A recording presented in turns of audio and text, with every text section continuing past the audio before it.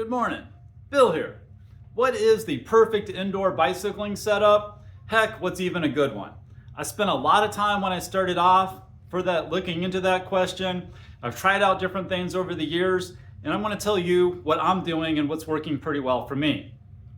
First off is the actual bicycling hardware setup. So what I'm on right now is a bicycle with a smart trainer.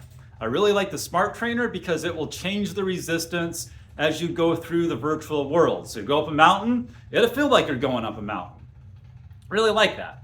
Now I've also tried out rollers. Rollers, you gotta get used to balancing, but it doesn't really take that long to make sure you're up against a wall. But it doesn't take too long before you get the hang of it, and it was no time at all before I could really go a long time on the rollers.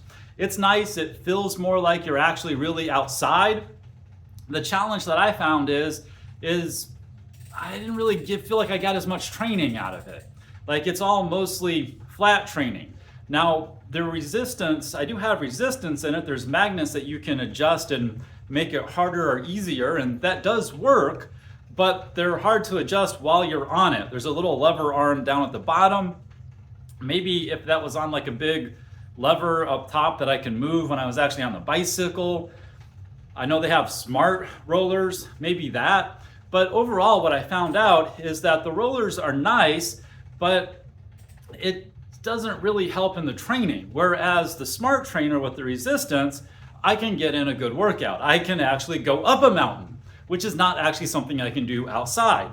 Heck, I just did something 700, 800 something feet here on the indoor trainer. I'd be hard pressed to go do that outside. So that's a big advantage of that.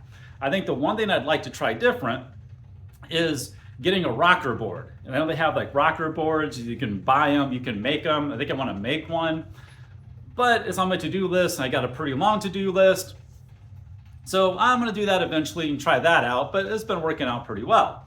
So the second thing is, what virtual world bicycling software are you going to use?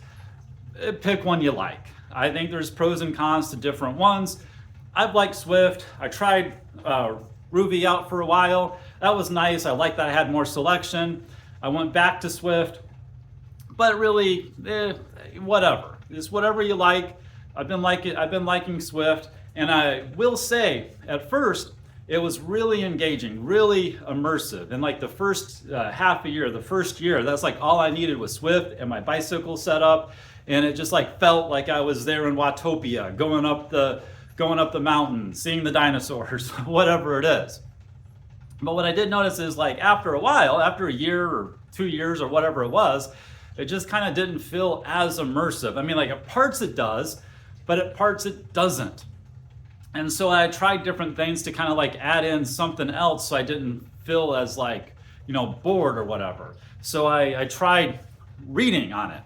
That doesn't work so well because you start reading and you can read and you can still bicycle, but then you hit an elevation change and then suddenly you're taken out of your book and you got to focus there, and then after that you can come back to that. Yeah. But what I've done is I'll put Zwift up on the TV, so I'm watching that so I can be fully engaged with that. I can see where I'm going. I'm fully engaged, it's there, but then what I do is I have a Google speaker and I'll play a podcast to it. So that way, at times on the track where it's just kind of like more mundane, it's not as intense, it's a rest period, you're going down a mountain, it's not as big of an elevation, I can just listen to the podcast. But then what's nice is because it's kind of like car audio, it's there, but just like in a car where you need your attention, you can just tune out the audio and focus in on that. So when I'm on Zwift, I'm listening to a podcast, and then I get to a big elevation change, I can just like tune out the podcast, focus on that, get up that mountain, get over that hill, do whatever, and then as I'm coming back down, and then rest and recovering, then it's there. You can do the same thing with music. I know some people like training with music. I like training with the podcast better. But this setup's been working out pretty well for me. Hope that helps you, and maybe check out some of my other videos for other things I do, and maybe those will help you too.